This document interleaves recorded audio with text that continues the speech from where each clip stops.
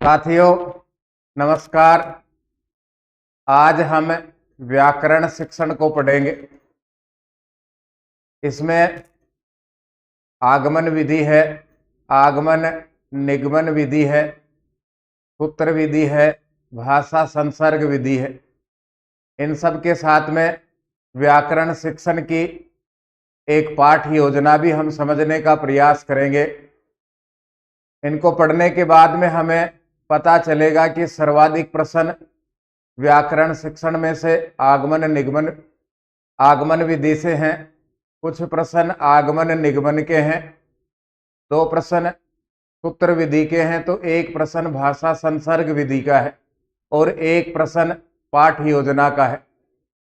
निश्चित रूप से ये प्रश्न आपकी समझ को बढ़ाने में, आपकी तैयारी को मजबूती देने में मदद करेंगे। आइए प्रारंभ करते हैं व्याकरण शिक्षण और उसकी शिक्षण विधियां।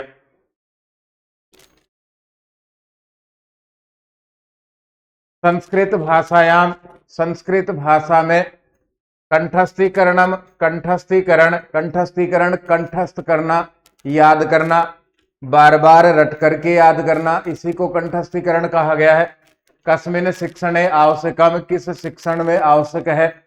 जब हमने व्याकरण शिक्षण सीखा उस समय हमें एक विधि पढ़ाई गई, उसका नाम था सूत्र विधि। और सूत्र विधि में सर्वाधिक महत्व दिया जाता है कंठस्थीकरण को। सूत्र विधि में सर्वाधिक महत्व कंठस्थीकरण को दिया जाता है। कंठस्थीकरण सूत्र विधि का भाग है और सूत्र विधि व्याकरण शिक्षण में पढ़ाई जाती है।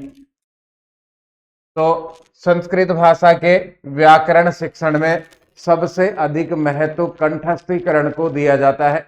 समझ का प्रश्न था, सीधा उत्तर इसका संस्कृत शिक्षण में नहीं है, व्याकरण शिक्षण में भी नहीं है। केवल सूत्र विधि के आधार पे हमें उत्तर निकालना था। ये पहला समझ का प्रश्न 2018 में आरपीएससी के 2nd ग्रेड एग्जाम में पूछा गया है। फिर देखिए, व्याकरण से पर्यायो अस्ति, व्याकरण का पर्याय है, व्याकरण का पर्यायवाची शब्द है।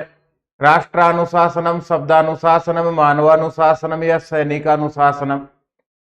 ये भी सीधा सरल प्रश्न ये 2 बार पूछ लिया गया, 2010 और 2014 में। बार बार व्याकरण को शब्दानुशासनम कहा जाता है। शब्द का अनुशासन ही व्याकरण है। किसने कहा, कब कहा, किस ग्रंथ में कहा, इसके लिए हम थोड़ी सी व्याख्या भी पढ़ेंगे। महर्षि पतंजलि ने महाभाष्य ग्रंथ में व्याकरण को शब्दानुशासनम कहा है। महर्षि पतंजलि ने महाभाष्य ग्रंथ में व्याकरण को शब्दानुशासनम कहा है और 5 प्रयोजन व्याकरण शिक्षण के बताए हैं। व्याकरण का शिक्षण क्यों होना चाहिए, इसके 5 कारण दिए हैं। पहला कारण है रक्षा, दूसरा है ऊह, तीसरा है आगम, चौथा है लघु और 5वां है असंदेह। जो परंपरागत रूप से पढ़ते हैं, संस्कृत माध्यम से जिनकी पढ़ाई है, तो कक्षा 9 में ही पढ़ा दिया जाता है। लेकिन जिनकी परंपरागत पढ़ाई नहीं है, सामान्य शिक्षा से पढ़ करके आते हैं, उनको ये याद करना बहुत जरूरी हो जाता है। कुछ अन्य व्याकरण है जिन्होंने 13 गौण प्रयोजन भी बताए हैं। महर्षि पतंजलि ने 5 मुख्य प्रयोजन कहे हैं, महाभाष्य ग्रंथ में कहे हैं। कुछ अन्य व्याकरणकार भी हैं, वो व्याकरणकार भी हैं जिन्होंने 13 अन्य गौण प्रयोजन भी कहे हैं। फिर देखिए, कुछ मुख्य बातें भी हैं इसमें। वेद के 6 अंग हैं, जिसमें से व्याकरण को मुख्य कहा गया है। मुखम व्याकरणम स्मृतम, मुखम व्याकरणम स्मृतम। सामान्य एजुकेशन में 11-12 में पढ़ाया जाता है, संस्कृत एजुकेशन में 9-10 से ही पढ़ाना शुरू कर देते हैं। तो मुखम व्याकरणम स्मृतम ये वेद का अंग माना गया है। यदि व्याकरण के प्रथम प्रवक्ता या आद्य प्रवर्तक की बात करें तो भगवान ब्रह्मा को माना जाता है। और यदि प्रथम संस्कृता की हम बात करें तो भगवान इंद्र को माना जाता है। प्रथम प्रवक्ता, आद्य प्रवर्तक भगवान ब्रह्मा को व्याकरण का स्वीकार किया जाता है। प्रथम संस्कृता भगवान इंद्र को स्वीकार किया जाता है। प्रवक्ता और प्रवर्तक भगवान ब्रह्मा है, संस्कृता भगवान इंद्र है। भगवान ब्रह्मा ने बृहस्पति जी को व्याकरण का ज्ञान दिया, बृहस्पति जी ने भगवान इंद्र को दिया, इंद्र भगवान ने भारद्वाज ऋषि को दिया, भारद्वाज ऋषि ने ऋषियों को दिया और ऋषियों ने ब्राह्मणों के लिए व्याकरण का ज्ञान कहा। महर्षि पाणिनि ने अपने ग्रंथ अष्टाध्यायी में गालव, शाक्टायन, गार्गे आदि 10 व्याकरणकारों का उल्लेख किया है, 10 व्याकरणकारों को याद किया है। ये महर्षि पाणिनि को सूत्रकार कहा जाता है, महर्षि कात्यायन को वार्तिककार कहा जाता है और महर्षि पतंजलि को भाष्यकार कहा जाता है। तीनों को मिलाकर के त्रिमुनि कहा जाता है। जिनका बहुत अभ्यास, उनके लिए सरल, जो पहली बार देंगे सामान्य एजुकेशन से हैं, उनको एक बार फिर से दोहराने के लिए यहां मौका मिलेगा। आइए, व्याकरण शिक्षण की आवश्यकता, व्याकरण क्यों पढ़नी चाहिए, व्याकरण क्यों पढ़नी चाहिए, इसके 3 मत हैं। पहला मत है, ये मत कहता है कि व्याकरण की औपचारिक शिक्षा होनी चाहिए, वहां पाठ्यक्रम निर्धारित हो, व्याकरण के कालांश निर्धारित हो, इसे कहा जाएगा औपचारिक शिक्षा। तो प्रथम मत कहता है कि व्याकरण की औपचारिक रूप से शिक्षा होनी चाहिए। दूसरा मत कहता है कि व्याकरण शिक्षण की विशेष आवश्यकता नहीं है, अपितु जहां पाठ में व्याकरण के शब्द आते हैं, वहां पाठ के अंत में जैसे जैसे शब्द आते रहेंगे, व्याकरण के नियम आते रहेंगे, वहां पर व्याकरण की शिक्षा देनी चाहिए।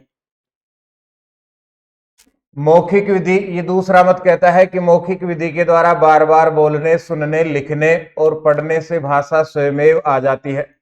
अतः प्रसंग आने पर, जैसे व्याकरण के नियम आ गए, यण संधि के आ गए, या फिर समास के आ गए, या फिर धातु के आ गए, इस प्रकार से जैसे जैसे नियम आते जाएंगे वैसे वैसे व्याकरण की शिक्षा देनी चाहिए। अलग से कालांश निर्धारित करना, अलग से पाठ्यक्रम निर्धारित करना, अलग से पढ़ाना, इसकी विशेष आवश्यकता नहीं है। तीसरा मत कहता है, ये समन्वय स्थापित करता है दोनों में, पहले और दूसरे मत में, दोनों के सार को कहता है। तीसरे मत के समर्थक कहते हैं कि व्याकरण का ज्ञान आवश्यक है, लेकिन इसे रुचिकर बनाना चाहिए। व्याकरण तो पढ़ाएं, लेकिन परंपरागत रूप से, उनके अनुसार परंपरागत रूप से व्याकरण का ज्ञान नीरसता उत्पन्न करता है, इसलिए इसे सरल बनाना चाहिए, रुचिकर बनाना चाहिए। व्याकरण के प्रयोग की जानकारी दीजिए, उसके बाद में नियमों की जानकारी देनी चाहिए और पाठ्य पुस्तक के आधार पर व्याकरण को पढ़ाना चाहिए। 3 मत हो गए। पहला, औपचारिक शिक्षा पर बल देता है, व्याकरण का सिलेबस, पुस्तक आदि निर्धारित हो, फिर पढ़ाएं, उसमें केवल और केवल व्याकरण हो। दूसरा मत कहता है इसकी आवश्यकता ही नहीं है, जैसे जैसे प्रसंग आए वैसे वैसे व्याकरण के नियमों को पढ़ाना चाहिए। और तीसरा मत समन्वयात्मक है, ये कहता है कि इसे रुचिकर बनाओ, व्याकरण के प्रयोग की जानकारी देकर के नियमों की जानकारी दो, और इसके लिए पाठ्य पुस्तक निर्धारित हो। पाठ्य पुस्तक में कुछ पन्ने अलग से व्याकरण के होने चाहिए, जिसके आधार पर हम पढ़ा सके। अभी तक व्याकरण शिक्षण की आवश्यकता, उसके मत आदि के लिए कोई प्रश्न नहीं है। आगे बढ़ते हैं हम।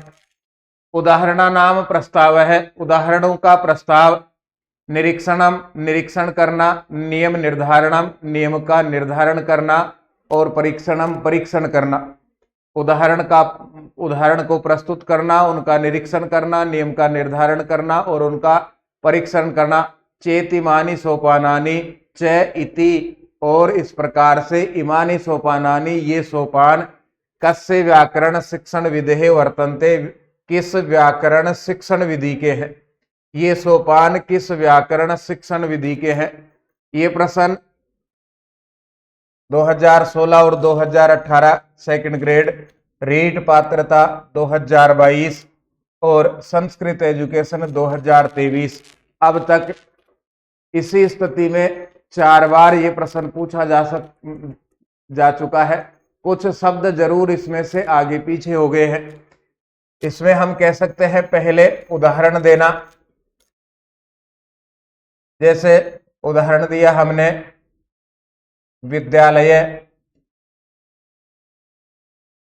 पहले उदाहरण देना, उसके बाद में छात्र उदाहरण का निरीक्षण करते हैं कि बोर्ड पर क्या लिखा हुआ है, उसके बाद नियम का निर्धारण किया जाता है और नियम का परीक्षण किया जाता है। ये किस शिक्षण विधि में होता है? तो आगमन और निगमन हम पढ़ते हैं,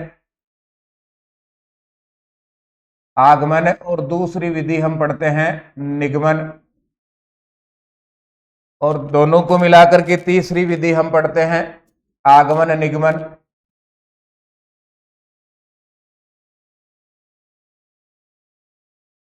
आगमन निगमन, इनमें से देखिए निगमन के आधार पे बाकी को दो याद करेंगे। निगमन में पहला शब्द नि है, तो यह विधि चलती है, पहले इसमें नियम सिखाया जाता है, उसके बाद उदाहरण दिए जाते हैं। इको यणसी हमने सिखा दिया, यण संधि का नियम सिखा दिया, उसके बाद यण संधि के उदाहरण प्रस्तुत किए जाते हैं। इसके विपरीत काम है आगमन में, इसमें पहले हम उदाहरण देंगे, उसके बाद नियम सिखाएंगे। और आगमन निगमन ये सार है, इसमें भी पहले उदाहरण और उसके बाद में नियम। आगमन निगमन दोनों शिक्षण विधियों का सार है। निगमन के आधार पे शेष दो को याद रखना है। निगमन में नी अक्षर पहले है तो नियम से उदाहरण सिखाएंगे। आगमन इसके विपरीत होगी, पहले उदाहरण उसके बाद नियम सिखाएंगे। और आगमन निगमन सार है। तो उदाहरणों का प्रस्ताव करना, उदाहरण देना, तो किसमें देंगे हम? आगमन विधि में पहले उदाहरण दिए जाते हैं। भंडारकर विधि, अनौपचारिक विधि और प्रत्यक्ष विधि, ये दोनों संस्कृत शिक्षण की विधियां हैं, व्याकरण शिक्षण की विधियां नहीं है। अनौपचारिक विधि अभी तक हमने पढ़ी नहीं है, 3 है, 4 है, 4 में 1 को हटा दिया, 2 संस्कृत शिक्षण की है, शेष यहां व्याकरण शिक्षण की रहेगी। अब देखते हैं आगमन विधि के सोपान। उदाहरण प्रस्ताव है, उदाहरणों को प्रस्तुत करना। छात्र निरीक्षणम विश्लेषणम च, छात्र उदाहरण का निरीक्षण करते हैं और विश्लेषण करते हैं। विश्लेषण, कोई भी एक शब्द है, कोई भी एक नियम है, उसको अलग अलग करना। विश्लेषण का सामान्य अर्थ है टुकड़े करना, अलग करना। तो छात्र अलग करके समझने का प्रयास करते हैं। सदर्शांशा नाम वर्गीकरणम, समान अंशों का वर्गीकरण किया जाता है। जो उदाहरण बोर्ड पर दिया गया है उस जैसे अन्य उदाहरण और बालक को पढ़ाए जाते हैं। जैसे यण संधि का उदाहरण दिया गया तो तीसरे सोपान में आकर के यण संधि के अन्य उदाहरण पढ़ाए जाएंगे। नियमीकरणम, फिर खूब सारे उदाहरण पढ़ा करके एक नियम निर्धारित किया जाता है। उसके बाद में नियम परिशीलनम, नियम की जांच की जाती है। नियम की जांच हो गई तो सूत्र निरूपणम, सूत्र का निरूपण किया जाता है, सूत्र को बताया जाता है। यहाँ उदाहरण दिए गए, छात्रों ने निरीक्षण किया, अन्य उदाहरण दिए गए, सब उदाहरणों को मिलाकर के एक सामान्य नियम बनाया गया, नियम की जांच की गई, जांच करने के बाद में एक सूत्र निर्धारित किया गया। सूत्र निर्धारित होने के बाद में संदेह निवारणम, छात्रों को यदि संदेह रहता है कि नहीं ऐसा भी हो सकता है, या इसमें इस प्रकार का नियम क्यों हुआ, या इस उदाहरण में ऐसा क्यों हुआ, तो वो संदेह है और उस संदेह का निवारण अध्यापक करता है। संदेह निवारण होने के बाद में फिर से उदाहरण दिए जाते हैं, उदाहरण बोर्ड पर लिखे गए, और उन उदाहरणों का वापस से अभ्यास कराया जाता है। ये है आगमन विधि, उदाहरण से प्रारंभ किया और अंत में वापस से अभ्यास पर समाप्त है। अब देखिए आगमन विधि के आधार पर कैसे प्रश्न है, उनका स्तर क्या है, किस प्रकार से हमारे लिए उपयोगी हो सकते हैं, ये भी साथियों हम देखते हैं। आगमन विधि का प्रथम सोपान है, तो सबसे पहला सोपान है आगमन विधि का उदाहरण, और दूसरा सोपान है उदाहरणों को बोर्ड पर लिखा गया है तो उनका निरीक्षण करना। नियम से 2 स्टेप पढ़ाए जाते हैं, नियमीकरणम और दूसरा है नियम परिशीलनम। नियम से 2 परीक्षण नहीं है, वहां निरीक्षण लिखा हुआ है। 4 ऑप्शन थे, 4 में से निरीक्षणम दूसरे नंबर का है, उदाहरण प्रस्ताव है ये प्रथम नंबर का है, नियम है अकेला नहीं है, नियम से संबंधित 2 स्टेप हैं, 2 चरण है, एक में नियमीकरणम है और दूसरे में नियम परिशीलनम है या नियम परिशीलम है। फिर देखते हैं 2014 में पूछा गया कस्मिन विधौ, किस विधि में, उदाहरणों से पहले उदाहरण दे करके नियमम प्रति शिक्षण सूत्र से नियम के लिए शिक्षण सूत्र का अनुसरणम क्रियते, अनुसरण किया जाता है। इस विधि में पहले उदाहरण देंगे उसके बाद में नियम पढ़ाया जाता है।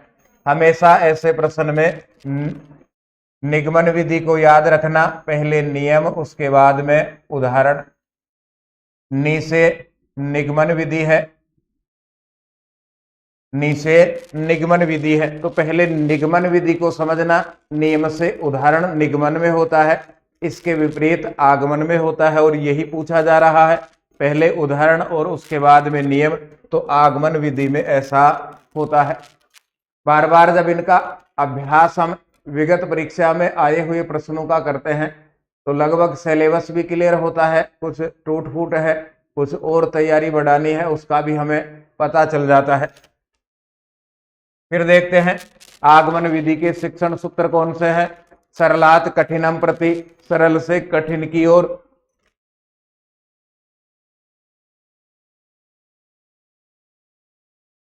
ज्ञातात अज्ञातम प्रति, विश्लेषणात् संश्लेषणम प्रति, उदाहरणात् नियमम प्रति। इसी के लिए बार बार पूछा जा रहा है, उदाहरण से नियम की ओर। स्थूलाद सूक्ष्मम प्रति, स्थूल से सूक्ष्म की ओर। मूर्ताद अमूर्तम प्रति, मूर्त से अमूर्त की ओर। प्रत्यक्षाद प्रमाणम प्रति, प्रत्यक्ष से प्रमाण की ओर। विशेषाद सामान्यम प्रति, विशेष से सामान्य की ओर। इसको हम समझ सकते हैं, उदाहरण विशेष है तो सामान्य नियम है, प्रत्यक्ष उदाहरण है तो प्रमाण नियम है, मूर्त उदाहरण है तो अमूर्त नियम है, स्थूल उदाहरण है तो सूक्ष्म नियम है, विश्लेषण उदाहरण है तो संश्लेषण नियम है, ज्ञात उदाहरण है तो अज्ञात नियम है, सरल उदाहरण है तो कठिन नियम है। इसको भी समझिए। हमें विद्यालय शब्द ज्ञात है, विद्यालय शब्द ज्ञात है, लेकिन दीर्घ संधि का नियम अज्ञात है हमारे लिए। पहली बार ही पढ़ेंगे हम, कक्षा 6 के 7 के 8 के विद्यार्थी हैं। विद्यालय शब्द हम जानते हैं, लेकिन विद्यालय शब्द बना कैसे, यह नियम हमें नहीं जानते हैं। इस प्रकार का व्यवहारिक अभ्यास और व्यवहारिक समझ हमारी भी होनी चाहिए। फिर देखिए सरल, विद्यालय हमारे लिए सरल है, लेकिन दीर्घ संधि का नियम याद करना कठिन है। स्थूल, विद्यालय हमारे लिए स्थूल पदार्थ है और नियम सूक्ष्म पदार्थ है, जब याद करते हैं तभी ही समझते हैं। मूर्ताद अमूर्तम प्रति, मूर्त सामने दिखाई दे रहा है, प्रत्यक्ष है विद्यालय हमारे लिए, लेकिन नियम अमूर्त है, उसका कोई आकार नहीं है। इसी प्रकार विद्यालय का उदाहरण हमने दिया तो विद्यालय प्रत्यक्ष है हमारे सामने और नियम उसका प्रमाण है। विद्यालय हमारे लिए विशेष है तो उसका नियम दीर्घ संधि का हमारे लिए सामान्य है। इस प्रकार से व्यवहारिक उदाहरण जोड़ करके एक बार पूरे नियमों को हम समझे, याद करें। इनके बराबर निगमन विधि के शिक्षण सूत्र लिखे, फिर दोनों में अंतर करें।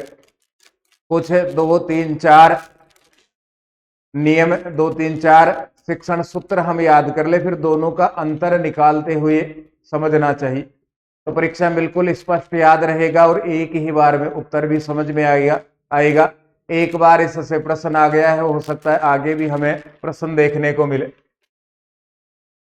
नवीन शिक्षण पद्धतियां, नवीन शिक्षण पद्धति में व्याकरण शिक्षण से व्याकरण शिक्षण की सर्वाधिक रुचिकर विधि मन्यते, सबसे अधिक रुचिकर विधि मानी जाती है।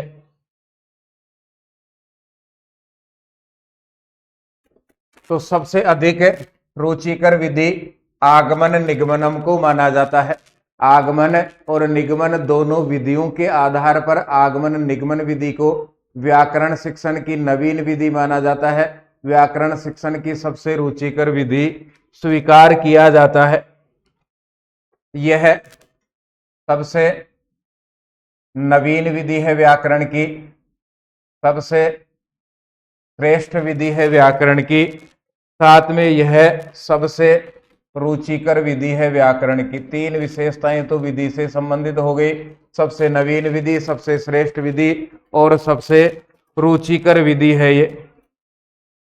इसमें भी दो सोपान है। पहला सोपान आगमन है और दूसरा निगमन है। आगमन के आधार पर व्याकरण शिक्षण शुरू किया जाता है और निगमन के आधार पर व्याकरण शिक्षण को समाप्त किया जाता है।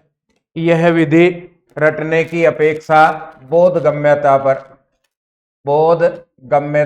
अर्थात समझ पर सर्वाधिक बल देती है। ये कुछ इसकी विशेषताएं हैं। इसी के आधार पे पाठ योजना तैयार होती है। और एक और प्रश्न हमें इसके आधार पे देखने को मिलेगा। संस्कृत व्याकरण शिक्षण से श्रेष्ठ रीति ही वर्तते। संस्कृत व्याकरण शिक्षण की श्रेष्ठ रीति है। रीति का अर्थ यहाँ विधि है, सबसे श्रेष्ठ विधि है। तो आगमन निगमन रीति व्याकरण शिक्षण की सबसे श्रेष्ठ रीति है। लक्ष्य लक्षणे व्याकरणम इति कम विधि होती। लक्ष्य लक्षणे व्याकरणम, यह किस विधि की सूचना देती है? तो यह शब्द भी आगमन निगमन विधि की सूचना देता है। प्रश्न में हमसे पूछा गया है लक्ष्य लक्षणे व्याकरणम, यह शब्द किस विधि को बताता है, किस विधि की सूचना देता है? रीट का प्रश्न है। रीट में इतने ऊपर का लेवल हमसे पूछा जाएगा, इसकी अपेक्षा नहीं दी, क्योंकि ये व्याकरण का शब्द है। किन्होंने कहा, किस ग्रंथ में कहा है, किन्होंने कहा और किस ग्रंथ में कहा है? तो महर्षि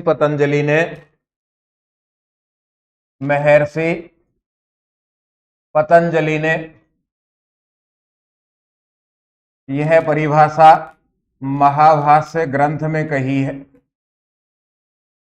आगमन निगमन विधि माश्रित, आगमन और निगमन विधि के आधार पर कस्य शिक्षण से पाठ योजना करनी, या किस शिक्षण की पाठ योजना करनी चाहिए? ऐसा कौन सा शिक्षण है जिसमें आगमन निगमन विधि के आधार पर पाठ योजना तैयार की जाती है? यह व्याकरण शिक्षण में प्रस्तुतिकरणम नाम का सोपान जब आता है, उसमें आगमन निगमन विधि का सहारा लिया जाता है। वहां पर सबसे पहले उदाहरण प्रस्तुत किए जाते हैं और फिर नियम की ओर बढ़ा जाता है, निगमन की ओर बढ़ा जाता है।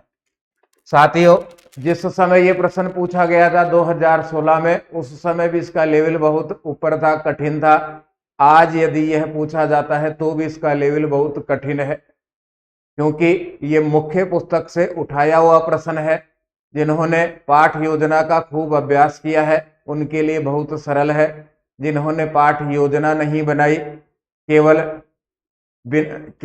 सीधा पढ़ाया है, बिना पाठ योजना के पढ़ाया है, जिनको शिक्षण का अभ्यास कम है, उनके लिए प्रश्न कठिन है। आइए देखते हैं पाठ योजना को भी। व्याकरण पाठ योजना में ध्यान रखिएगा, ये व्याकरण की ही पाठ योजना है। इसके मुख्य बिंदु होंगे विषय, प्रकरणम, दिनांक, कक्षा, वर्ग इत्यादि। वर्ग का अर्थ अंग्रेजी भाषा में सेक्शन है। उद्देश्य क्या है? जो पाठ योजना हम बना रहे हैं उसके सामान्य उद्देश्य होंगे छात्रों को व्याकरण नियमों का ज्ञान प्रदान करना, पहला उद्देश्य है। दूसरा उद्देश्य है छात्रों में शुद्ध वाक्य रचना की योग्यता उत्पन्न करना। छात्र इस पाठ योजना को पढ़ने के बाद में, व्याकरण शिक्षण को पढ़ने के बाद में शुद्ध वाक्य लिख सकेंगे। व्याकरण के प्रति स्वस्थ मानसिकता का विकास करना। अस्वस्थ मानसिकता बालकों की व्याकरण के प्रति रहती है। व्याकरण कठिन है, देर से समझ में आती है, समझ में आती ही नहीं है। कितना भी पढ़ लो नियम याद नहीं होते, कितना भी पढ़ लो प्रत्यय याद नहीं होते। तो इस प्रकार की अस्वस्थ मानसिकता को दूर करना। छात्रों में भाषा विश्लेषण शक्ति का विकास करना। छात्रों में व्याकरण की सहायता से शुद्ध भाषा प्रयोग की योग्यता उत्पन्न करना और सरल संस्कृत भाषा में बालकों को वार्तालाप के लिए प्रेरित करना। ये भी व्याकरण शिक्षण का उद्देश्य है। इसके बाद में हम देखेंगे विशेष उद्देश्य, विशिष्ट उद्देश्य। यानी विशेष उद्देश्य क्या है? विशेष उद्देश्य पाठ्य बिंदु से संबंधित होते हैं। जो बिंदु हम पढ़ा रहे हैं उसी से संबंधित विशेष उद्देश्य होते हैं। यदि हम यण संधि को पढ़ाएंगे तो यण संधि से संबंधित विशेष उद्देश्य है। यदि हम गुण को पढ़ाएंगे तो गुण संधि से संबंधित विशेष उद्देश्य होते हैं। फिर तीसरा चरण है सहायक उपकरणानि सहायकोपकरणानि। सहायक उपकरण क्या क्या चाहिए? श्यामपट्ट चाहिए, सुधाखंड चाहिए, मार्जनी चाहिए, संकेत यष्टि चाहिए। इतना लंबा जो बताते रहते हैं हम, जैसे मेरे हाथ में ये पेन है, ये संकेत यष्टि है। लपेट श्यामपट्ट चाहिए, रोलर बोर्ड और आलेख पत्र, चार्ट चाहिए जिस पर व्याकरण के नियम हो सकते हैं, उदाहरण हो सकते हैं। पूर्व ज्ञानम, इसमें प्रकरण से संबंधित पूर्व ज्ञान के विषय में चिंतन किया जाता है।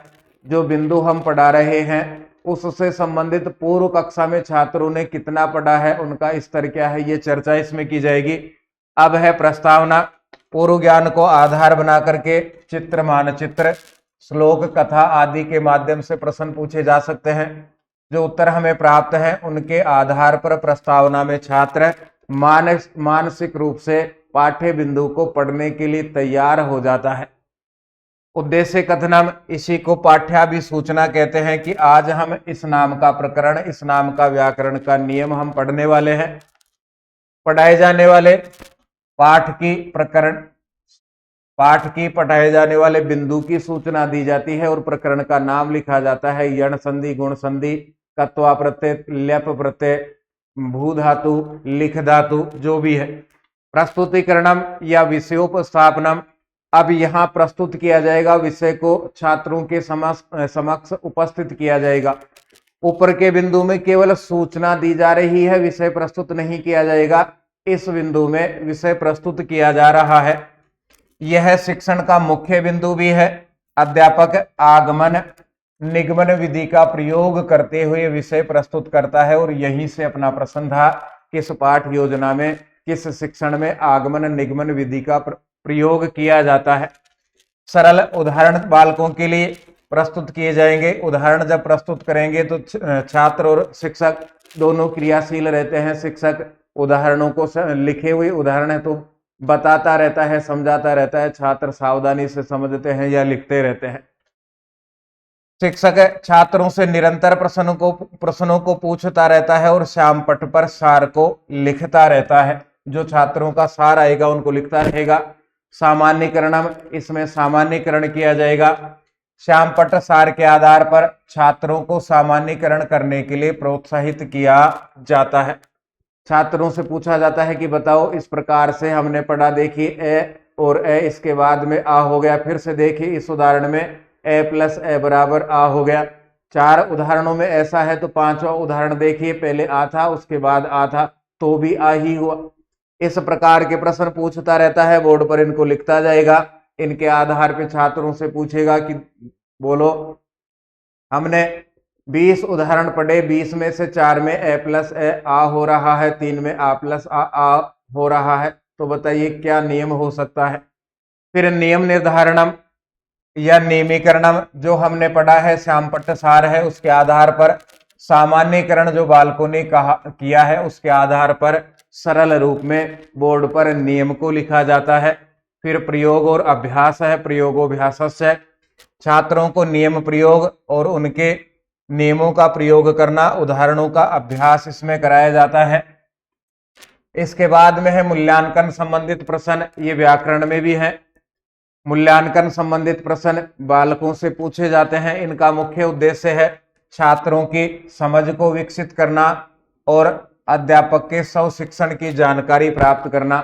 हमने जो पढ़ाया है वो बालकों को कितना समझ में आया।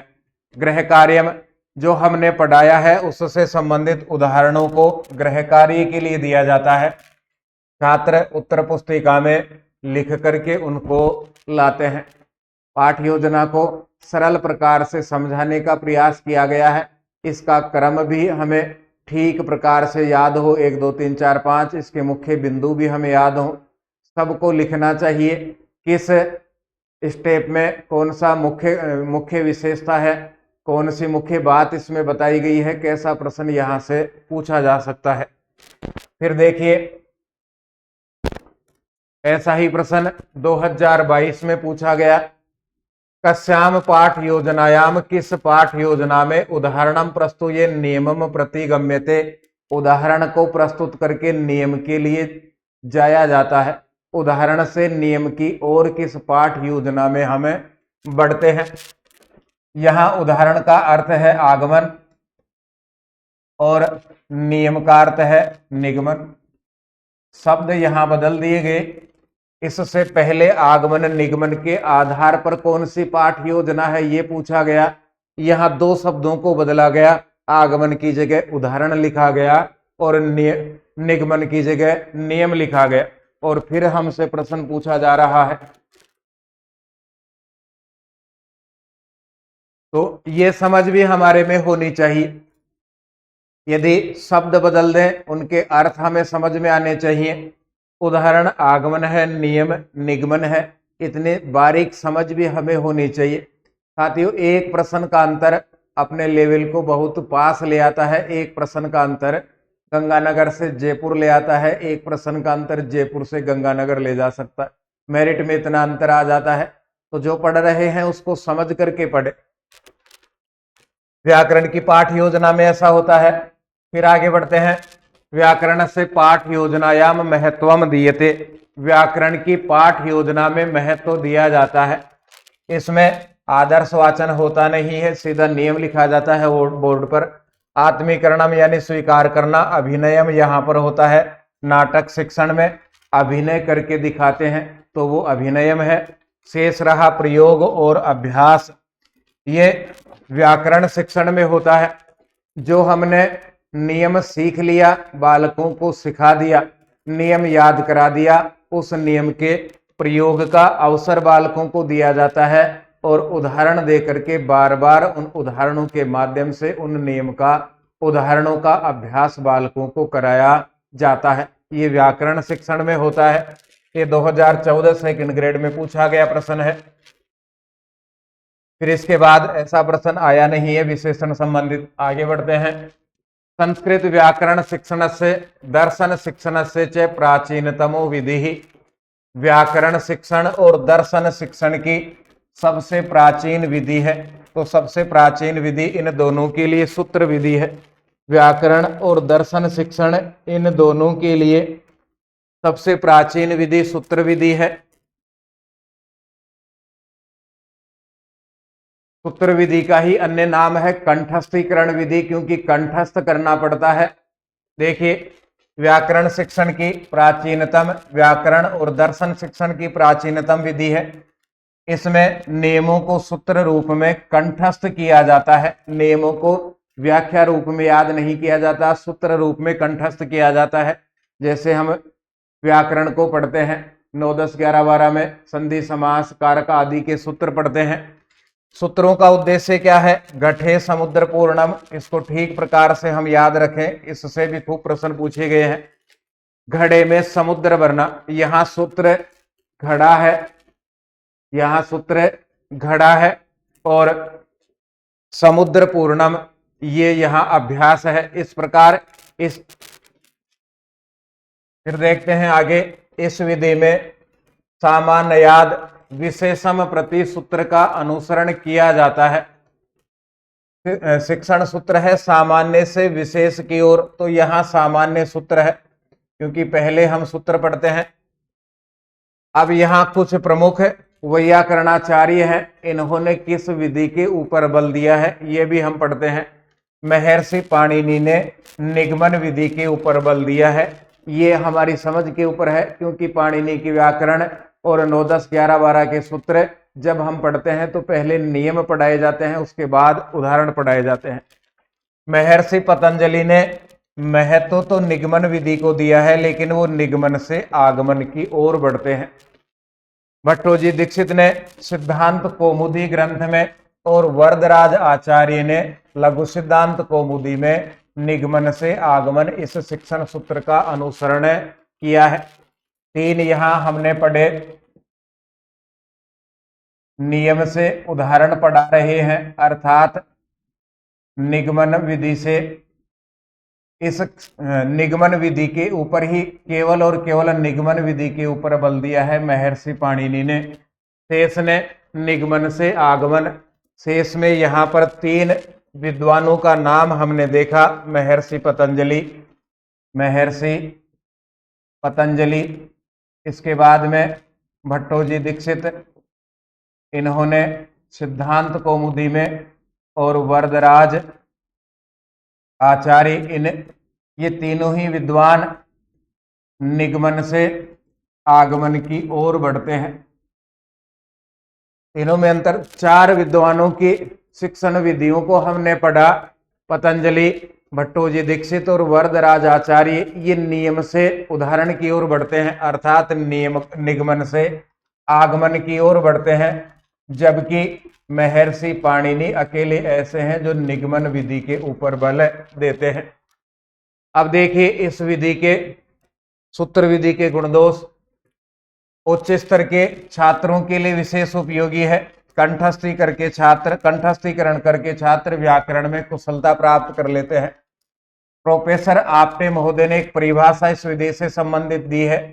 अहम वित्त कोशे सुरक्षित राशौ विश्वासम न करोमि अपितु प्रत्यक्ष धनोपरि एवं विश्वासम करोमि यत् कस्मिन्नपि समय प्रयुक्त भवितुमर्हति। हम एक सरल उदाहरण के माध्यम से इनकी परिभाषा को समझेंगे। ये कह रहे हैं, मैं जेब में रखे धन के ऊपर विश्वास करता हूं, बैंक में रखे धन के ऊपर विश्वास नहीं करता हूं, क्योंकि जेब में रखे धन को हम किसी भी समय काम में ले सकते हैं, लेकिन बैंक में रखे धन को काम में लेने के लिए पहले बैंक से अनुमति लेनी पड़ेगी, बैंक से हमें लाना पड़ेगा, समय खर्च करना पड़ेगा। तो जो हमें कंठस्थ है, जो हमें याद है, जो अपने दिमाग में रखा हुआ है, उसको किसी भी प्रकार की किसी भी स्थिति में हम याद रख सकते हैं, काम में ले सकते हैं। ये प्रोफेसर आपटे ने कहा है। आगे कुछ शिक्षण विधियों में हम ऐसा भी देखेंगे कि ऐसे की ऐसे एक परिभाषा से लगभग 4 प्रश्न पूछे गए हैं।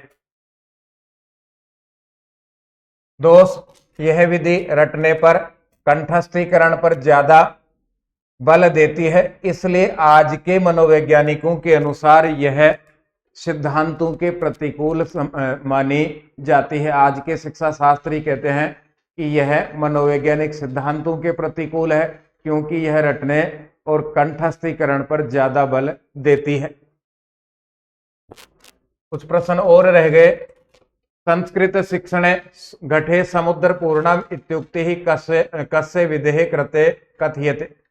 संस्कृत शिक्षण में घड़े में समुद्र भरना यह किस शिक्षण विधि के लिए कहा जाता है? 3rd ग्रेड 2023 में पूछा गया प्रश्न है। सूत्र विधि के लिए ऐसा कहा जाता है। फिर देखिए, सूत्र विधौ सूत्राणाम मुख्योद्देश्यम किम, दोनों ही प्रश्न बदल करके पूछे जा रहे हैं। एक ही विधि से ये तीसरा प्रश्न है और बदल करके पूछे जा रहे हैं। सूत्र विधि में सूत्रों का मुख्य उद्देश्य क्या है? घटे समुद्र पूर्णम। यहाँ घटे समुद्र पूर्णम इसके आधार पर प्रश्न बनाया जा रहा है, जबकि आगे जाकर के 2021 में घटे समुद्र पूर्णम ये ऑप्शन में दिया गया है। 2023 में इस घटे समुद्र पूर्णम को आधार बना करके प्रश्न बनाया गया है।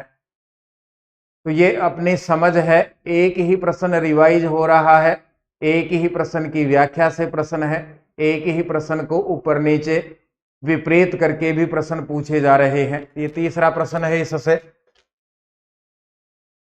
सूत्र के 6 प्रकार हैं: संज्ञा, परिभाषा, विधि, नियम, अतिदेश और अधिकार सूत्र। लघु सिद्धांत कौमुदी कक्षा 9 में ये पढ़ाए जाते हैं और 11-12 में भी पढ़ाए जाते हैं। संभाषण से योग्यतायाः विकासे साहिकः विधि अस्ति। संभाषण योग्यता के विकास में सहायक विधि है। संभाषण का अर्थ है आपसी बातचीत। उसके विकास में कौन सी विधि सहायक है? तो भाषा संसर्ग विधि संभाषण योग्यता के विकास में सहायक है। इसी को अव्याकृति ही विधि भी कहा जाता है। इसी को अव्याकृति ही ये विधि भी कहा जाता है। इसी का अन्य नाम है भाषा संसर्ग विधि। और यह प्राचीन शिक्षण विधि है और सर्वाधिक उपयोगी प्राथमिक स्तर पर है। इसमें भाषा कि भाषा की जानकारी भाषा पढ़ते समय दी जाती है, भाषा के संसर्ग साथ में रह करके बालक भाषा को सीखता है, इसलिए कहा गया भाषा संसर्ग विधि। एक और प्रश्न है इसमें से, अव्याकृति ही इति कस्य शिक्षण विधि ही। अव्याकृति यह किसकी शिक्षण विधि है? अव्याकृति व्याकरण शिक्षण की विधि है और इसी का अन्य नाम है भाषा संसर्ग विधि। साथियों, ये अपना व्याकरण शिक्षण के आए हुए प्रश्न पूरे हैं। ये सब हम संस्कृत सरला के द्वितीय संस्करण से पढ़ रहे हैं। आप सबके लिए बहुत उपयोगी यह पुस्तक सिद्ध होगी, आपकी तैयारी को ऊपर ले जाने में, आपकी तैयारी की कमियों को दूर करने में, आपके दिमाग से प्रेशर हटाने में यह बहुत सहायक सिद्ध होगी। पुस्तक से, चैनल से संबंधित आप सबके सुझाव इन नंबरों पर सादर आमंत्रित हैं। 9928946539। लगातार बोलने की स्पीड ज़्यादा हो सकती है, बीच बीच में जो मोटिवेशनल अन्य मिलते हैं वो हो सकता है यहाँ कम मिले, लेकिन अपना उद्देश्य है कम समय में हम ज़्यादा से ज़्यादा कोर्स को कर पाए। धन्यवाद, फिर मिलेंगे। जय तु भारतम, जय तु संस्कृतम।